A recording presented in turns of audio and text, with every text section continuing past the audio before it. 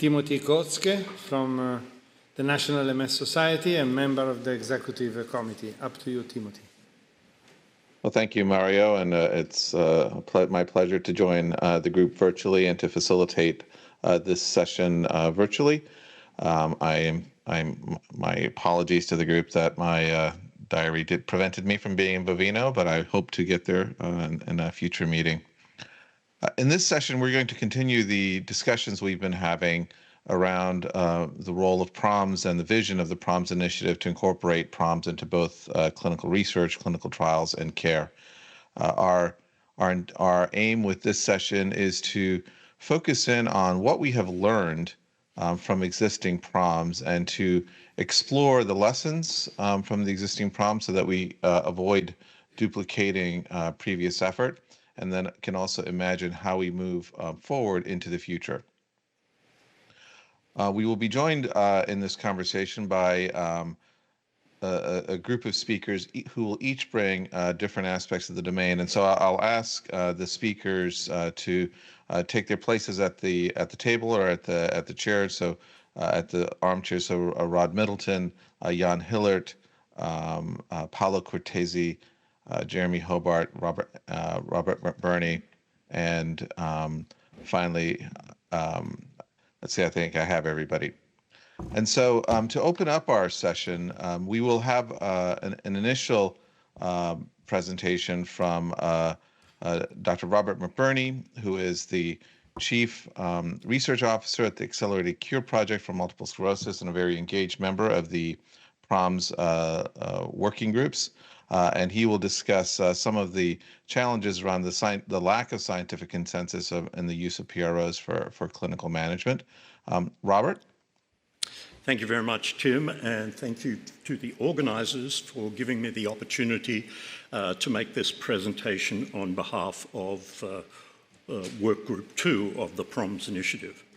The title I will touch on as we go through the talk, but I'd like to use this time to make a few points that are familiar to people affected by MS, to clinicians and to researchers, and in fact many of the points have already been raised today, and I'd like to use those points as guides for the future activities of the PROs in MS Clinical Management Work Group of the Global Initiative. I'd actually like to touch on the topic that Maria Piasamani raised, which is actually identifying the gaps between research and care by highlighting the differences between PROs in clinical care and clinical trials. Now, I'd like to discuss the roles, the different roles of PROs in the MS clinical care setting. Then I would like to talk about the results of the literature review that we conducted last year and I presented at this meeting last year, and then use some data to discuss how the data from an existing PRO measure can inform our efforts to identify a PROM for detecting or monitoring progression. And then finally, I'd like to talk about the next steps to advance PROs in MS care, including for detecting or monitoring progression. So this is saying exactly what Maria Priya said before.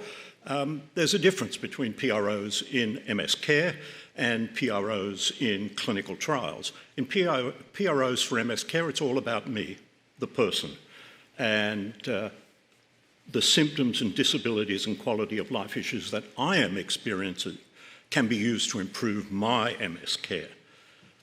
In clinical trials or clinical research, it's all about us. Our aggregate symptoms, disabilities, and quality of life data can be used in statistics to address trial population objectives, including the prescribing label for a medicine. And in that cases, the PRO used may often be related to just one symptom, not the broad symptoms, disabilities, and quality of life issues that are experienced by an individual person with MS. Next, I'd like to talk about 3 roles of patient-reported outcomes in MS care. The first, and the area that our work group has spent most time on in the last couple of years, is a PRO that is capable of detecting and recording the symptoms, disabilities, and quality of life issues that affect an individual person with MS. For that, we need something that is low burden, something that has ease of presentation in the electronic health record for clinicians and to display to people with MS. And the main purpose of that is to enable a conversation in a healthcare provider person with MS encounter and shared treatment decision-making. From the earliest days, I think it was Axel Silva in our work group said the PROs are not to substitute for the encounter between a healthcare provider. And that's absolutely correct, but to enhance the conversation between a healthcare provider and a person with MS is a very important objective. But there are other roles for PROs in MS care. One is to monitor treatment. Here we need a PRO measure that relates specifically to perhaps the symptom being treated, maybe more than one symptom. And it needs to be sensitive enough to indicate early efficacy of the treatment. But there's also a role to detect and predict disease progression, which we will talk about and have been talking about in this meeting today. And that would be a PRO measure that detects or predicts disease progression. That may not be focused on just one symptom or one small group of symptoms, as we'll see a little later. And again, it needs to be a PRO measure that's sensitive to early changes in symptoms, disabilities, and quality of life issues. So, what did we learn from the literature review that could enable us to make decisions or recommendations about PRO measures for any of those roles that I just discussed? The answer is not very much, unfortunately. The literature review revealed that the published collection and use of PROs in MS care is sparse. That may be because the people who are using PROs in care settings are not publishing, or it may really be sparse, restricted just to a few major MS clinics. There were only 37 items identified out of 5,000 items reviewed in the literature review. And of those, 21 of the 37 were conference abstracts. Only 29% of the PRO measures that were used were MS specific. So, and there were only 3 measures plus the NeuroQual, which isn't an MS specific measure, that covered broad MS symptoms. And only 2 articles and 3 abstracts reported the use of PRO measures to evaluate treatment or care. And so we didn't get very far from our extensive literature review. We are aware that the number of articles on the collection and use of PROs in MS care settings has increased in the last year or so. But we're left with the following question. Can data inform recommendations of PROs for different roles? So what I'd like to do is give some examples of highly selected data to illustrate a few points, and then come back at the end to talk about monitoring or predicting disease progression. There's a simple PRO measure called Symptom Screen, which has 12 questions that are evaluated at 7 different levels. It's an impact questionnaire. It's much simpler than MSIS 29. Here's data from the use of that symptom screen in a clinic setting.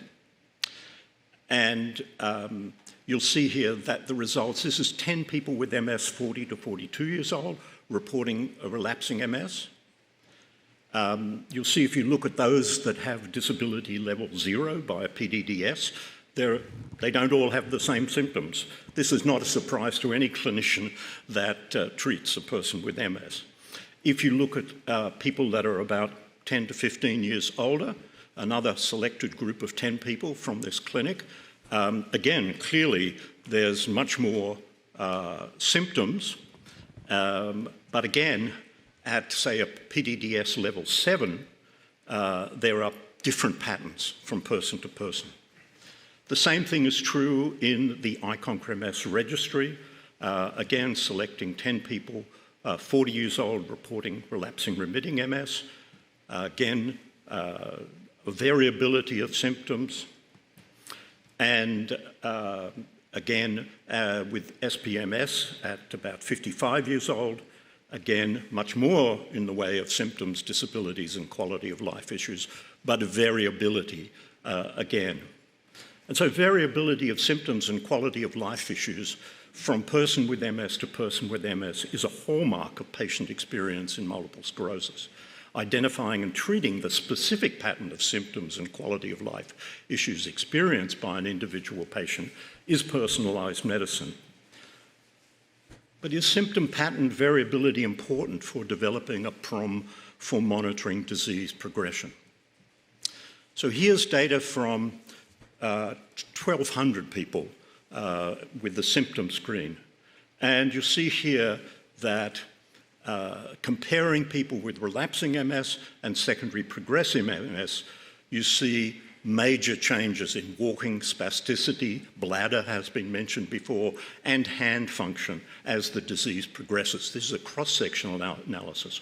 So are these the symptoms to collect to detect early disease progression? Or do we need more to know about the patterns underlying these average data before we can go forward and understand and identify things for disease progression? So finally, toward the use of PROs in MS care. So for detect and record symptoms and quality of life issues, Work Group 2 intends to recommend a simple broad spectrum PRO measure. It could be symptom screen, it could be MSIS-29, and the purpose of doing that is to begin the process of overcoming the cultural and logistic barriers to routine use in MS care settings. Regarding monitoring treatment, I think there are many available specific PRO measures for individual symptoms.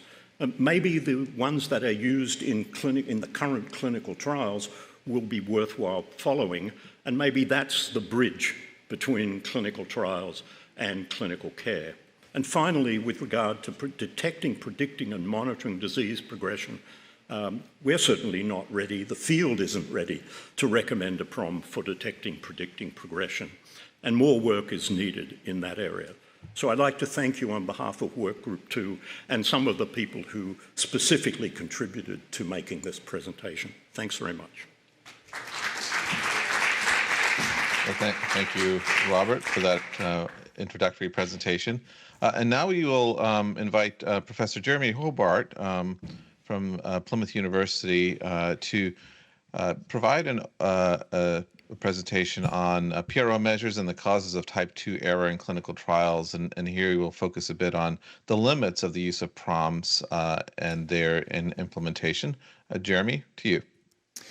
Thank you for the invite to participate, and I hope this will be helpful. So this is about sources of type 2 error and the lessons learned from analysing clinical trial data, largely from Novartis's EXPAND study.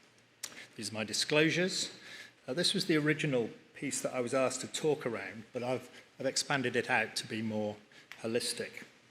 These are the areas I'm going to cover, and each one is a topic and a source of a long talk in its own right, so I will cover the main highlights of this.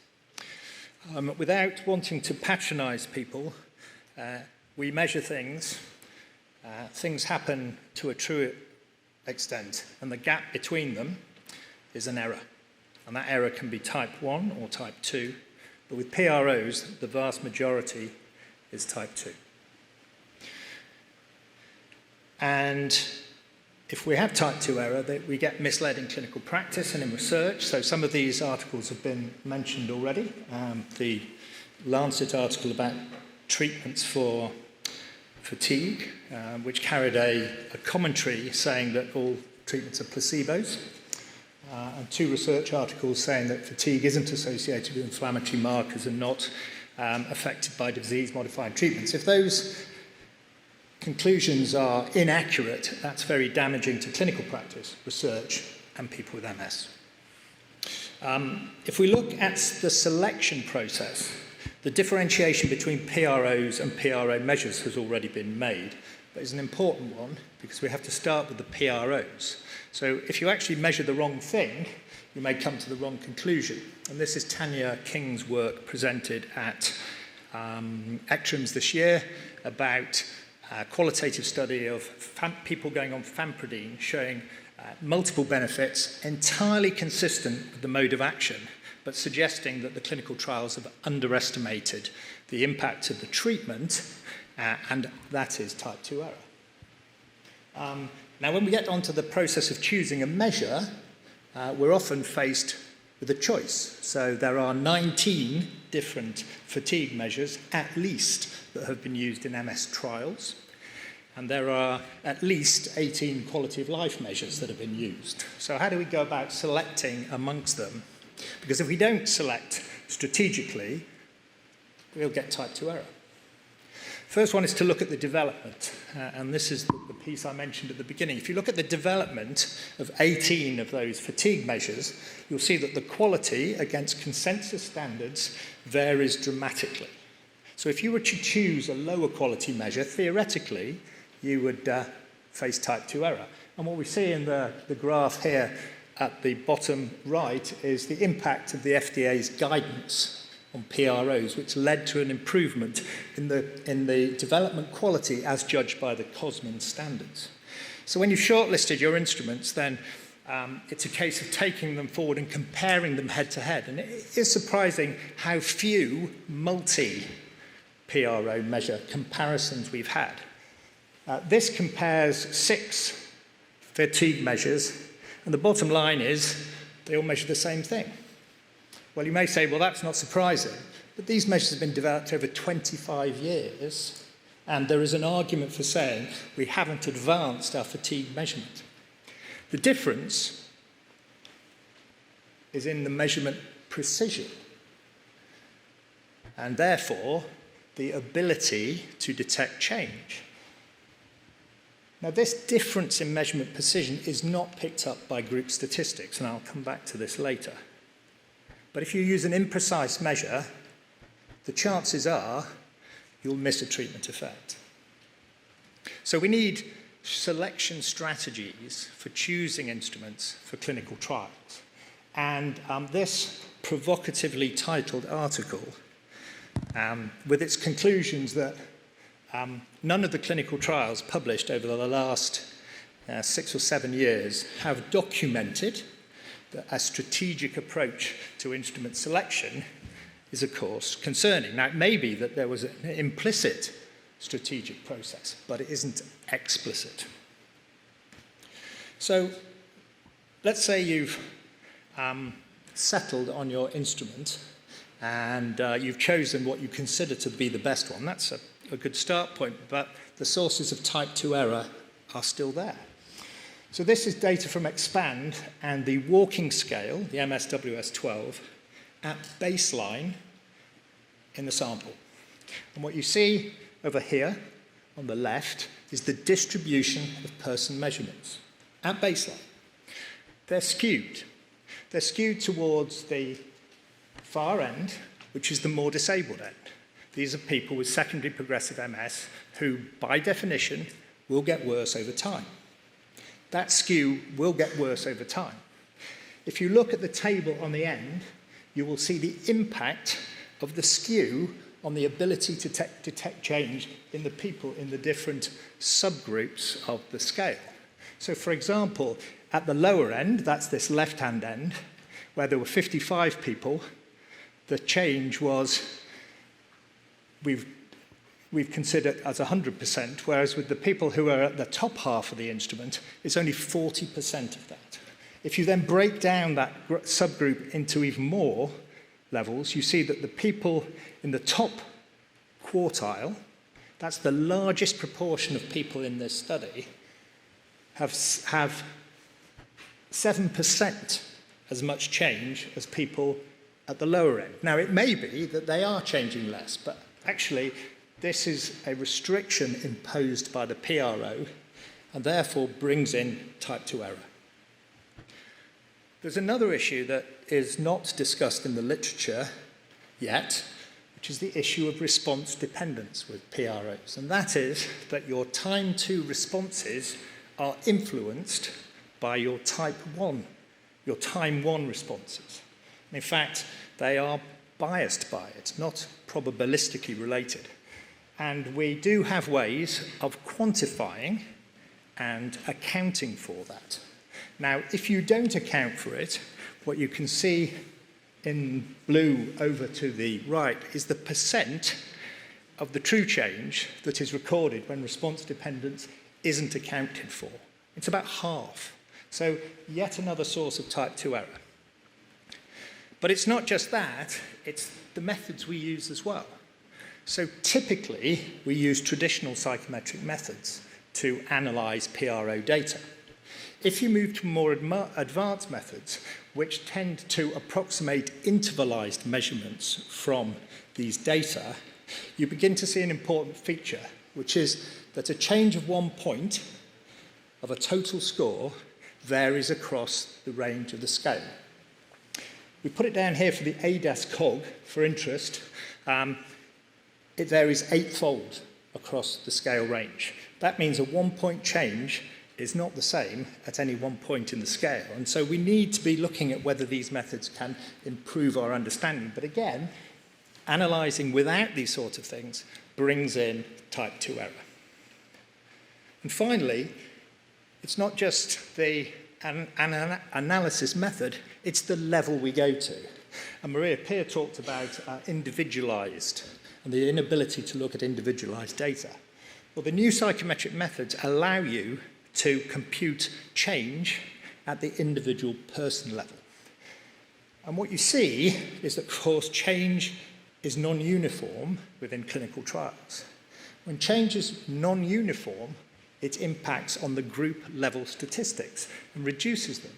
So what we see is that we see smaller changes at the group level, which are often non-significant, when there are substantial changes at the individual person level.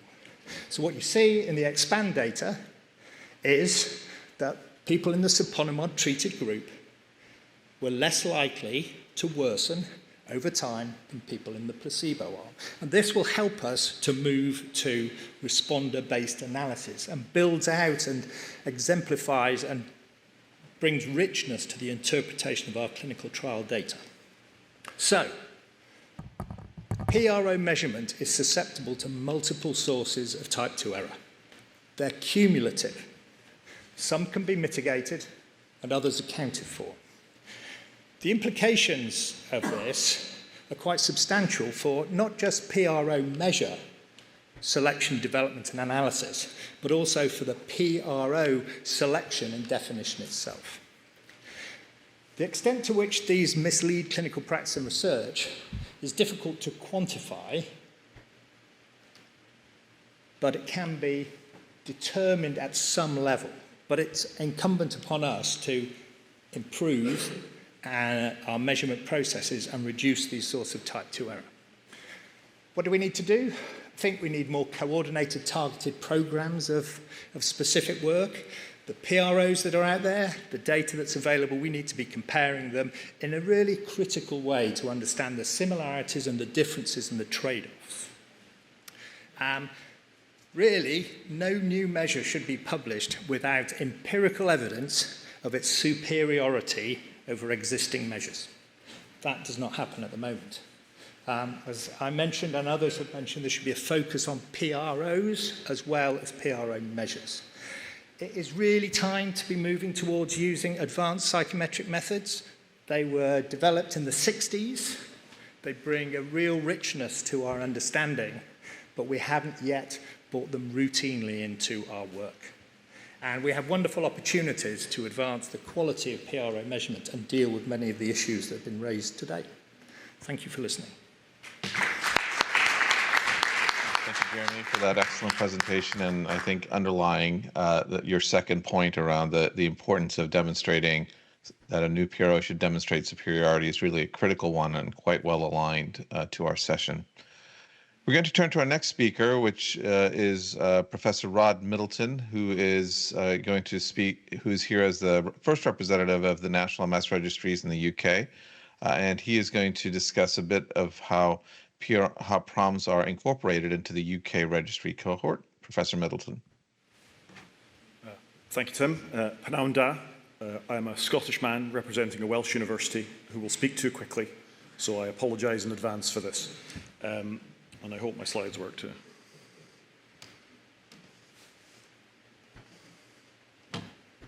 Nope, they don't.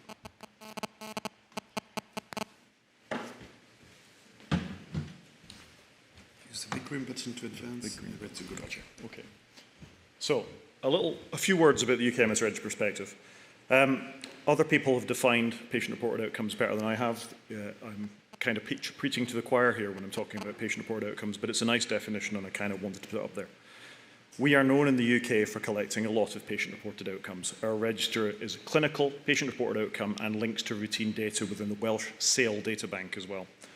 Over the course of 12 years, our patient-reported outcomes, which were defined speaking to people with MS, involving them closely in our research, and clinicians and academics of what we should be asking, is why we have what we have in that sort of level. And I'm going to pick out a couple of them as I go through today, just to show the utility of having them. I'm sorry they weren't part of your literature search, Rob, but hopefully we've got some stuff out there now. Again, I'm preaching to the choir, but when you look at the kind of data that are collected clinically and that have been identified in the literature, they revolve around these domains: the person, the disease, MS-specific ones, the clinical outcomes that we have, and then our patient-reported outcomes, which tend to be stuck in one box at the end. But if you go down the rabbit hole of those, as we've seen today already, if you just pick a clinical one such as disability, within disability you may have an EDSS score, an FSS score, a 9-hole peg test, MS functional composite, and others. So you're beginning to pick away at the complexity that's hidden on the surface of something like this. When we look at patient-reported outcomes, you can do the same sort of thing. We can fit them into the person, the disease, MS-specific, and the other outcomes. And this can go on and on for whatever it is you want to measure. Actigraphy, which was very eloquently spoken about earlier, is again just one box within this slide here, but encompasses a huge amount of outcomes as part of this too. So the measurement and how we measure that, with reference to what Jeremy said just a minute ago, is really important. Our choice in the UK has been to pick the ones that we came up with through academic research and people with MS and stick to them, really. So our core instruments that we ask time after time after time, we have consistency of and have done that, like I say, over the course of the last 12 years. Not the best slide in the world, but you get the idea. There are a number of registers around the world now, and unfortunately my font hasn't come along the top, but that's those domains I talked about before: the person, disability, patient-reported outcomes, and the little stars relate to the registers. The UK is certainly not the only register that asks patient-reported outcomes, participant-reported outcomes. Jan and I have done work, and the German registrar and I have done work on NARCOMS as well, on how these things come together. It's a growing field, and the interest here today, I think it sort of illustrates that too. So there are troubles with registers, though, as has come along, has become apparent. And clinicians, convincing clinicians that patient-reported outcomes have value, is probably a lot of the problem that we face. And in my little evidence pyramid here, what sits at the top for all science is a systematic review. If you get a systematic review, you've got a Cochrane review, then you're right there. Right under that, you've got your randomized clinical trial. And then those of us who do registries come under that. So demonstrating your evidence base is extremely important in this sort of background that we have. PROs have specific issues. When I think about this as a register, I would term the data we collect as sparse, and I'll go into that in a little bit more detail in a minute. There is clinician and trialist skepticism of them. How good are they at measuring impact of relapses, treatment effects, and things like that? And Jeremy's touched on that too in his presentation.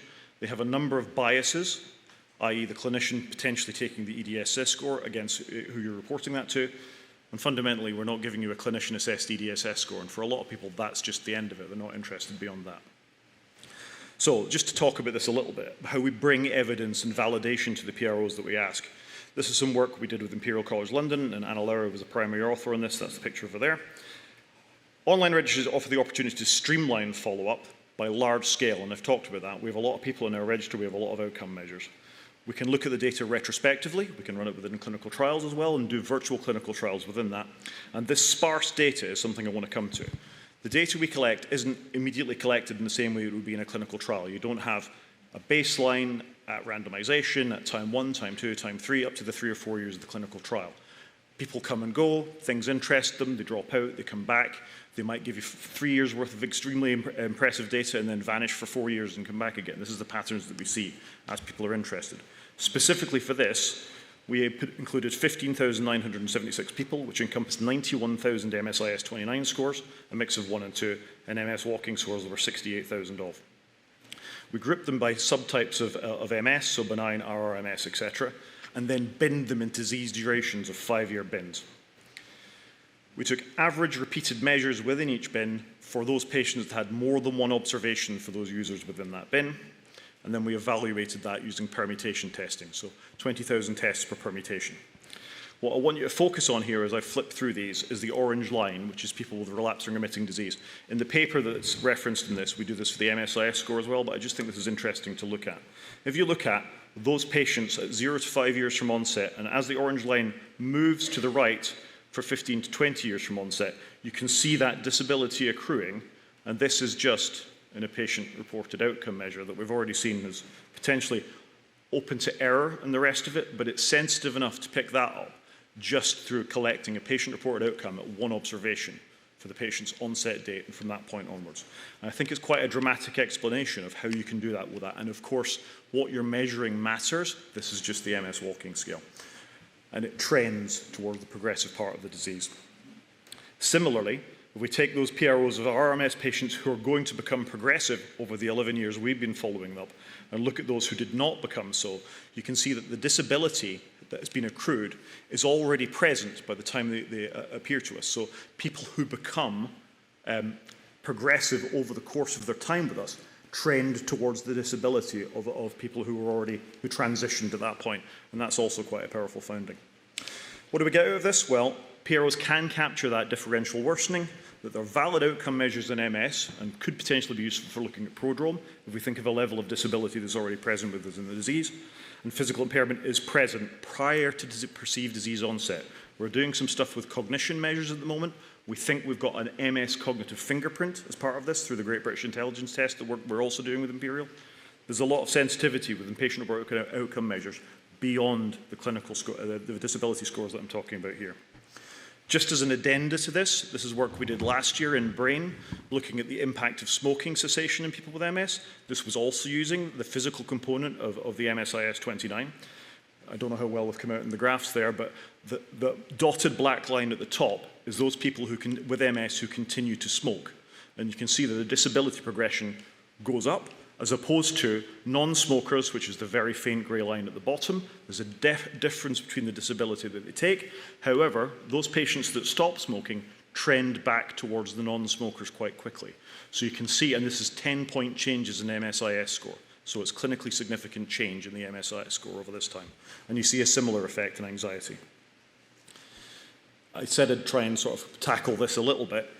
As an EDSS score that's captured via a PDDS or a web EDSS, the same as a clinical EDSS? Not quite. You're measuring a very slightly different thing. But we took patients that had given us a clinical EDSS from one of our NHS sites, an MSIS score, and then a web EDSS, and we graphed them over a period of 1,080 days. And you can see the trends are actually very, very similar for a patient-reported outcome, for a clinical outcome, and for a second web EDSS outcome. So we're reasonably confident that we're capturing clinically significant change as part of our patient-reported outcome battery. I did have another slide here where I was going to show you mirroring a clinical trial, but my 10 minutes was almost up. So I'm just going to summarize. A role of registers, hopefully I've demonstrated some to you already. They're increasingly interesting to regulators, as we've already seen today from EMA and FDA and NICE in the UK. They give patient empowerment and engagement, so we actually feed these back to our participants who want to see it. If they want to see their anxiety and depression, their MSIS scores, their quality of life scores changing over time, we let them. You can use it for incidence prevalence calculations. It gives you the ability to respond rapidly to world events, as we all saw during COVID, and it increases the opportunities for collaboration. So Jan and Lisbeth and others in the room that we've worked with on this, we've produced significant work from patient-reported outcomes, mixed them with clinical measures as we've gone on. And I think that's of tremendous value to the scientific community and to people with MS, that we're able to do these large-scale collaborations quickly and sometimes at very urgent need. So just a few examples of papers there. I've got 21 seconds to go, so I'm going to show you a picture of Swansea. This is Swansea. We have a beach. It's quite pretty, really, isn't it? It's not a grey city by the coast. And if you ever want to come and see me, that's my building there. Thank you very much.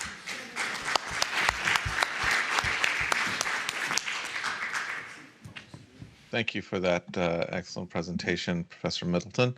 We're going to continue the theme of learning from registries for a couple of briefer presentations to provide perspective on the Swedish MS registry and the Italian Barcoding MS initiative.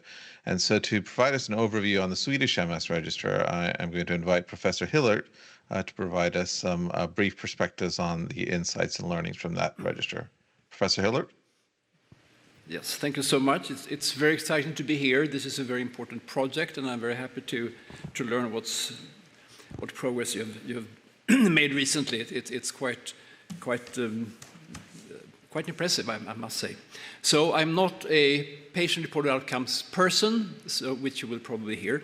I've been invited to talk about or to demonstrate that it is possible to collect PROs in a registry long-term, longitudinally, and as well maybe report that there is multitude of signal amongst the noise, which is so common in real-world evidence.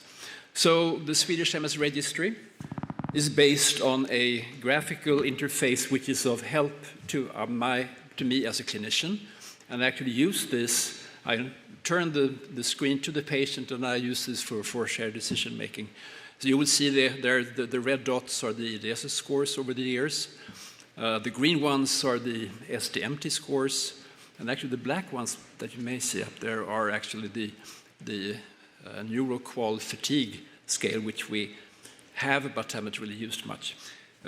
Patients collect this either on paper form, but these days mostly on the patient portal, which we've had like 10 years now. And there they will see in the tabular form what they have reported before, and also in a graphical form some simplified version of what I use in my job.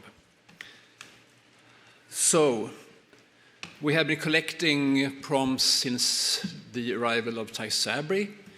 Some of them came on later. So, of course, the currency of most MS registries is the EDSS scores, and we have a fair number of those. But we have an impressive, I think, number of MSIS-29, SDMTs, and EQ5Ds as well. Not so many treatment satisfaction questionnaire points, and a decent number of fatigue scores as well. And we also have a symptoms checklist that some centers use very consistently. And typically, in the invitation letter to come to the annual visit, patients are suggested to log in and fill in these forms before they come. And we have used this for cross-validation of outcomes. We have, I think, just scratched the surface of what we can do, but we have done some cross-validation. I will show a couple of examples. We have used it to propose that we could actually use it longitudinally to predict. And of course, we've also linked to national data resources such as demographics and income and sickness absence and things like that, which are also useful outcome measures, I would claim. So the few examples. Well, first, MSIS-29 does correlate with EDSS. Well, that's how Jeremy developed it, so it's not very surprising maybe. It goes for both the psychological, maybe a bit more surprising, as well as for the physical. And there may be ways of tweaking the signal by using some neural network analysis. So you may increase this correlation somewhat. But considering the noise in collecting EDSS, I think this is quite promising. Of course, early treatment has been shown to result in better EDSS outcome after 5 and even 10 years. We had a paper last year or early this year that showed that we can actually assess this, show this also with the MSIS-29 physical at the significance level, at the same level as EDSS. It doesn't say which one is the best or most sensitive yet, but I guess we will have to look at that. Somewhat different approach is an effort to use income as an outcome. And this graph is meant to show how the various outcomes we have actually correlate with income. And they all behave very similarly, as you see here. So EDSS, MSIS-29 physical, as well as psychological, SDMT, and even EQ5D, they correlate with income, which I think proposes that they are patient valid, they are relevant for the life, given that income is a composite of many things, individual as well as even societal, thinking about stigma, for instance. So, of course, in the younger ages here, you don't have much of a correlation because young people don't typically have an income. When you start to retire, of course, the correlation disappears again. But in working ages, it really correlates quite consistently. So I think there is signal in all these outcome measures, and maybe even at a similar level. This is an attempt to study or to see whether a change in EDSS or SDMT in the first 2 years, like a clinical trial, whether that is long-term relevant in patient-reported outcome measures. And yes, at 5 years, an early change predicts a late change in MSI-29. And for the physical MSI-29, it's also significant after 10 years. So yes, there is another way of validating. So just to conclude, PROMs can be collected long-term by patients. Registries in that way will offer nice data sets because we have the typical clinical outcomes as well, relapse rates, we have DDSS, we have MRI activity. So it's a useful platform to find validation for the clinical, for the patient-reported outcomes, for cross-validation. And I think there is so much signal here, so I shouldn't really underestimate neither the existing PROMs nor the collection of disability with EDSS in the clinical registry such as ours. And if you would like to see some more, you can find most of these statistics actually openly displayed here at our website with some translation work that Google will help you with, I'm sure. Okay, thank you so much. Thank you, Professor Hillert, for that very nice overview and reminder of the importance of using the data we have before we go out and find more data. So the last speaker in this brief panel will be Professor Mario Battaglia, who's the president of the Italian MS Society, who will discuss the Italian PROMOPROMS initiative and the Barcoding MS initiatives. Mario? Yes, thank you. A few comments starting from the Italian register. I am saying a few words on behalf of myself and Maria Troiano, that you know. We are both running the Italian registry. We started a few years ago from the experience of the existing locally, and we moved to more than 80,000 records, patients recorded in the register. But what we did in Italian, the Italian scenario as Italian MS Society and Foundation is also to promote different collection of data. In the time, of course, the COVID was an important occasion for collecting data. We have been supporting during the years the collection of data from genetics. We have been promoting the collection of data from magnetic resonance imaging. But what we are trying to do, so I'm not talking about the MS register in these 3 minutes because the data are similar to those that has already been said by Jan, and we have a collection of data in many registers now, and we hope to increase in the future. I want to focus, as Tim was saying, on something that we are trying to do. He was quoting a name, Barcoding MS. Barcoding MS is the effort we have in place now. Again, working with the Italian Neurological Society, and so all the MS clinical centers in Italy, working with the Italian Society of Neuroimmunology, and putting together the experience of all those databases, because what we want is to have one register collecting all the data. And so barcoding is the attempt. We have been going through the feasibility phase already, and what we want is to collect in all the data from each patient, starting from the newly diagnosed patients, and collect all the data regarding all the usual clinical data, the data on genetics, the data on MRI, the imaging, not only the description, but also the images, for moving in an integrated multidimensional picture of the disease.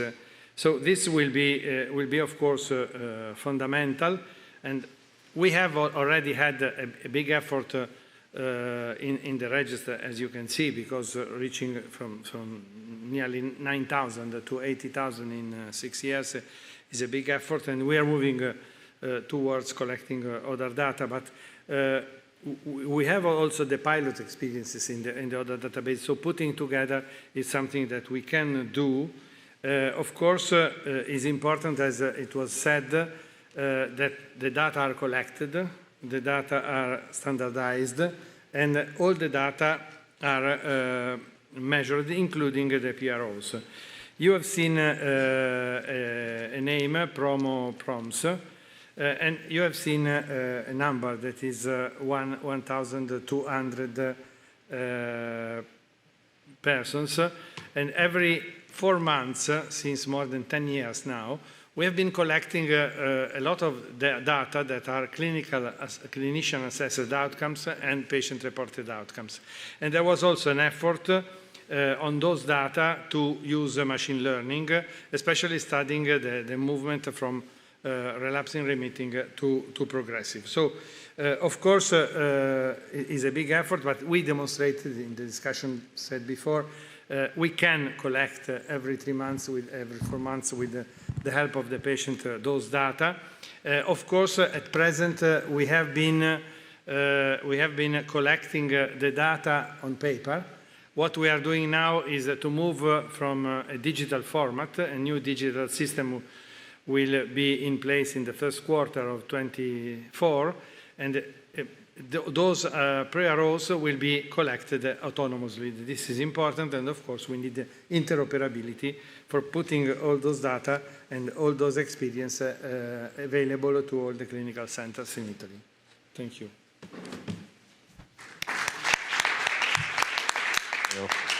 Thank you, Mario, for that presentation, and also Professor Hillert and Professor Middleton for illustrating what is possible through registries. Our final presentation for today is from Dr. Paolo and Angela Cortesi, who will be presenting on the recommendations from, he is the chair of Working Group 4, and will be discussing the value, moving towards a value-based healthcare and learnings from the PROMOPROMS database for informing that. Dr. Cortesi? Thank you. Okay, perfect. Thank you for inviting me. It's the first time for me. I've joined the working group for after it started, and so I have to thanks to be part of this really interesting project. I'm trying to take a different point of view because basically I work mainly in health economics and outcome research. So I've been working with HTA agency for many years, and also the use of PROs is many times different of what you have reported so far because, as you know, agency wants something that is really generic because they want to compare with other disease. They want something easy to manage. So many times they still rely on a Q5D and a generic instrument for taking decisions like NICE, or even in Italy, the Italian Agency of Medicine suggests the Q5D as an instrument. So what I would like to show you today is the difficulty that we have when we approach policymakers and use of PROs, starting of what we get for the first part of the working group for project or working group 4 activities, because at the beginning we make a two-group interview. One is focusing on a high-income country. The other was focusing on middle and low-middle income country, just to make two settings to understand how PROs and policymaking are combined or working together. And basically what we get from the working for the group 1, where we have UK, USA, Canada, Belgium, and Denmark, is that we discover something that we already know. PROs are not standardized instrument used for making policy decision. We have no agreement about which one should be used, and also the policymaker prefer generic PRO measurement instead of specific one because it's difficult to shift or move from one disease to other and using different PROs outcome and compare it, because many times it's not possible to compare PROs in multiple sclerosis and one in cancer and one in rheumatoid arthritis and one in hemophilia. So to making decision, we need something that could be comparable in order to be sure to do not create inequality within the decision. So, and that's what we have reported from the first group, also the lack of registry or the type of collection that has been done in the registry is not comprehensive of all the data that probably we need. And in the group 2, we have more difficulty in find data and use of PROs because in this country, PROs are not used at all. Sometimes some patient association decide to collect these, but it's a single initiative, not as a registry. There is no registry opportunity, and so there is no opportunity to collect data and use it to discuss with policymaker the investment or new strategy for improving the care.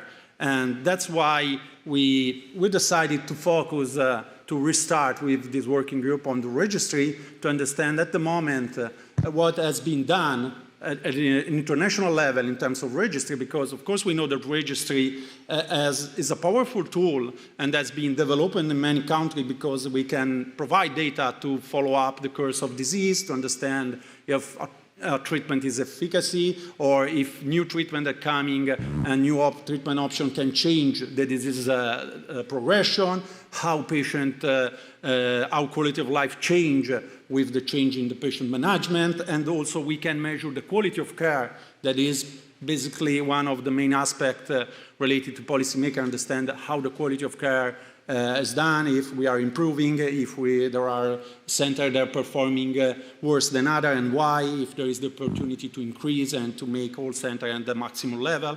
And also the use of registry depends on the point of view from the payer's perspective. Basically, they can use this big cohort data to understand how patient can get a benefit from pharmaceutical treatment, use of device, and they can assess how they perform at a different subpopulation. And this information are essential for guiding policy intervention and to support value-based healthcare. And we know that there is a growing interest in applying and using a registry, and there are a growing number of registries around the world, and some registries collect clinical data, but many others collect also PROs, and so we can give the opportunity to patients to provide information from their perspective in order to include not only clinical aspects, but also patient data and patient perspective. But what is difficult at the moment is find a common line or something in common between all these registries. We started with the think that registry has been developed in different countries, including a multi-stakeholder group. So they have made a work to select the parameters that they think they are essential to monitoring the quality of care and to give data that can be used to change and to improve the condition for patient and the quality of life of patient. But if we assess the registry that have been reported in the Multiple Sclerosis Data Alliance, we identify 68 registries. Many of them are more than one country, so they are multi-international. There are more than one registry in some countries, and there are different types of data that have been collected. If we focus on the patient-reported outcomes, we identify that 33 of the 68 registry reported patient-reported outcomes, so basically 50% of the registry have this type of data. But what is most difficult from my side to discuss is the number of measurement that you have included in the registry. So this is the type of patient-reported outcome measurement that have been included in this registry. There are more than 30. So it means which one is the best, how can compare one registry with the other if I have 30 questionnaires. And within the first 5 questionnaires that are more frequently used, 2 are generic questionnaires. So we have a Q5D and SF36 that basically is not specific. That is helpful for policymakers because they want this type of data, but they are less sensitive to the impact of the disease and the treatment. So I don't know which added value they can provide. And so we have, of course, also specific instruments. And also in this case, there are 5 that are more frequently used than others. But again, they are 5 different types of instruments. So which one is the best? Because at the end, for policymakers, we need some easy message. So what we can be used should be well-defined, should be few data that can represent the situation and the change that we can obtain. I have just make an example of one questionnaire because it's included in the PROMOPROMS. This is MFIS. We know that it's a questionnaire that is focusing, of course, on fatigue from physical, cognitive, and psychosocial functioning. It's an instrument made with 21 items. Should be how to report a measure. Sometimes someone can help the patient to fill in the questionnaire if they have some issue. And what provide is basically 3 specific domain scale, like physical, cognitive, and psychosocial, and a total score that can sum up all the 3 subscale and give you an overall picture. There is a score that comes from 0 to 84 for the overall score, and we have tried to starting an exploratory analysis just to understand how this instrument has been collected in the PROMOPROMS and how it performs compared to some clinical outcomes. And of course, PROMOPROMS has already been shown as a registry developed to include patient-reported outcomes. And so it's really a big effort and a big result. Unfortunately, the setting is not probably what we need from the political point of view or from the policy point of view, because it's something that should be implemented in the clinical practice. We need to collect this at the clinical center in order to have an overview of what happened in all patients, and not only in a specific setting and a rehabilitation program, because it does not give a picture. But it's important to understand that it's possible to collect this type of data. There are many types of measurements that have been included also in this registry, so we have the opportunity to explore many aspects, but again, it increases the uncertainty of which one should be selected as the best one or the reference, and how we can combine them. What we have simply, what we have simply analyzed is the patient enroll, as already said by Professor Battaglia. The registry now included more than 1,200 patients with a different level of disability, of course, with a different type of MS scores. And what we have just simply representing here is the change of the overall score or MFIS compared to the ADSS level. What is probably interesting to see is in the bottom right of this picture is the variability that we have at a same ADSS level using this scale. So we have an interquartile range that is quite wide. So it means that 25% of the patient with the same ADSS level could have 15, 20 points higher score compared to the average, and the same is for the lowest 25%. So the combination of clinical and quality of life instrument can create a better definition of the status of the patient and maybe give us more information on how they are at the moment, how they perceive your health, and how they can change over time. Another aspect that should be taken into account when we discuss about quality of life is that many times each instrument have a sort of threshold. So they define what could be clinical significant difference in terms of total score. For this scale is 4 points. And probably another aspect that should be included in the discussion is what is the patient significant difference of this scale? Because it's like we want to come back from the clinical point of view, also using PROs in this definition. But if we stay with the 4-point difference, we can observe what happened even if the EDSS can not change or not increase. We have analyzed how many patients have an improvement or a decrease of the score that is significant, even if the EDSS is stable or increased. As you see, after 1 year, we have 22% of the patients that have a decrease in the fatigue scale, so a clinical significant difference, even if they have no change. And we have a 16% that have an increase in the fatigue score, even if the EDSS is not changing. And it is also applicable after 2 years of follow-up. So it means that this instrument can describe better a situation that maybe using a DSS is not completely representing. So at the end, of course, the capacity to collect, process, and draw relevant conclusions from different source data is essential for making policy decisions. And it is also important to give feedback between implementation, monitoring, and evaluation, and policy adjustment and review.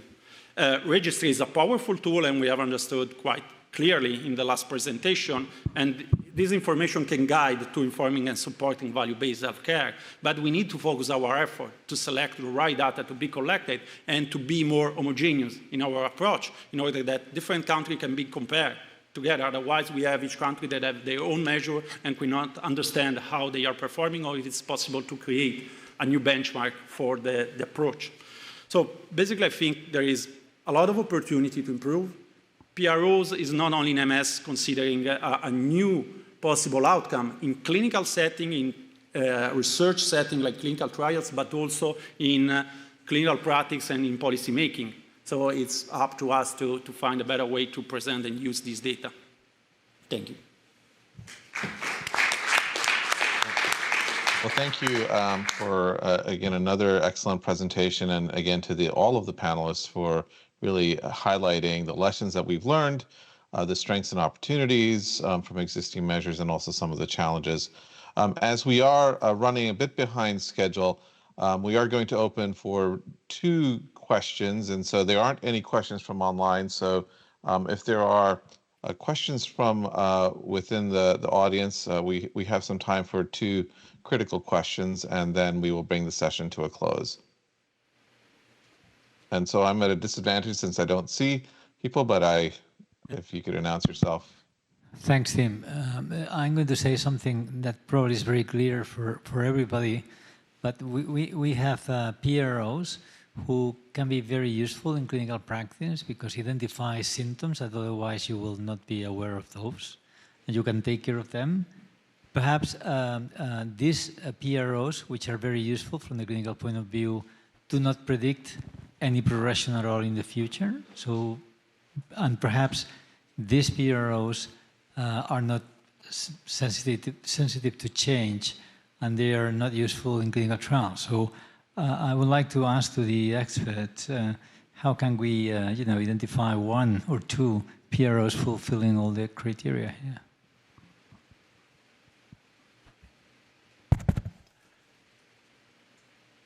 So I think that I think you make a very good point, and I think that in order to move forward, we have to choose something for the first use of PROs.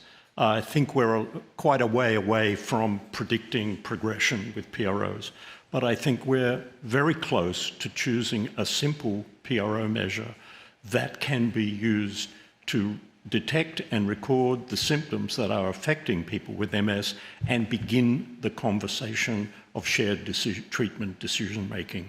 And I believe that there are two top candidates for that.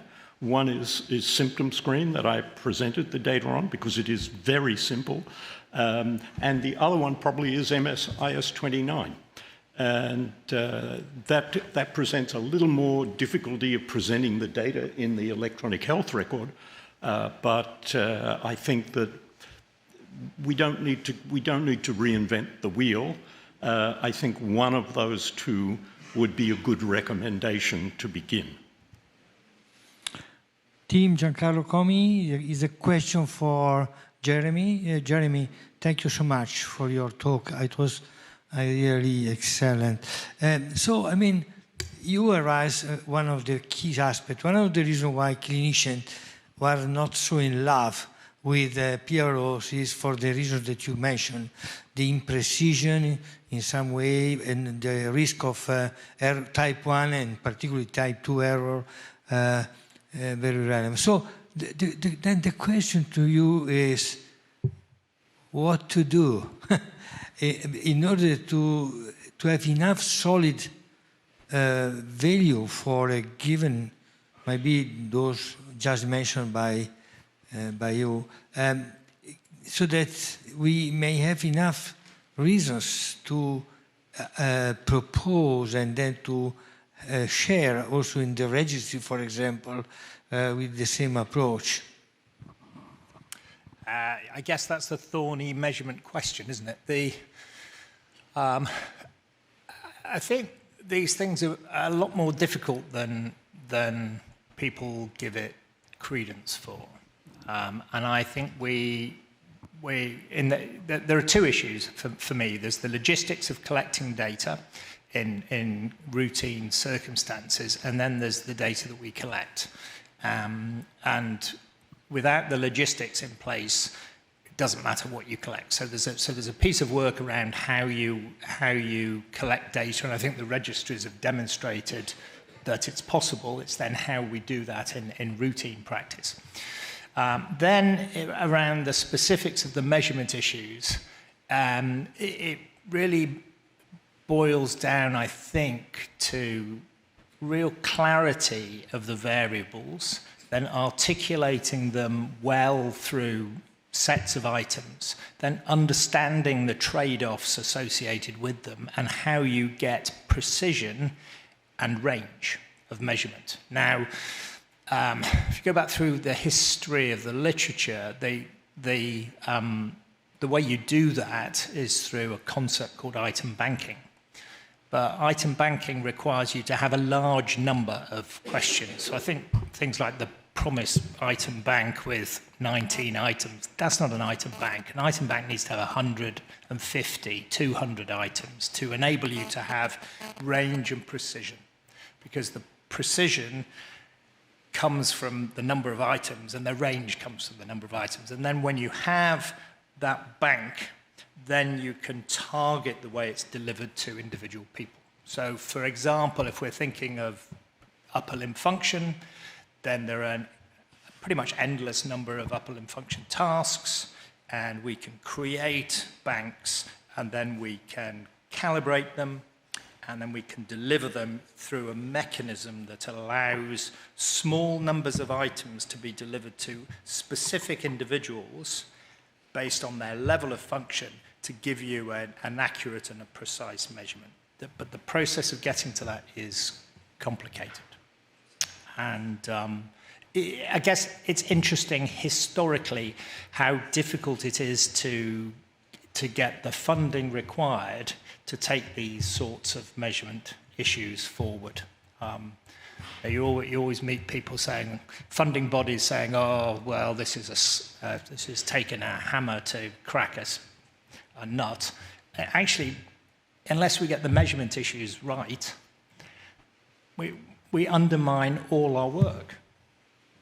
So the four things, I would argue that those four pieces I put up, the comparison of the four drugs for fatigue, the conclusion that they're placebos, the issue about fatigue not being associated with inflammatory markers and not being associated with treatments are probably all very inaccurate conclusions. And they mislead our clinical practice and our research, and they're very damaging to people with MS. So, and they all boil down to kind of getting the measurement issues right. And the registries show really interesting stuff, and showing signals, et cetera, is unbelievably valuable. But the stakes are now so much higher, and we need to advance our level of quality to meet, to actually deal with the stakes that are there. So we build off the data that we have, but we have opportunities to move to higher levels of robustness and the interpretation that brings with them.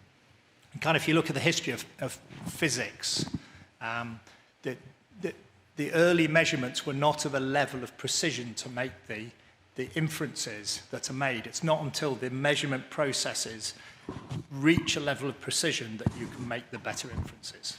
And I think that's where we need to move to.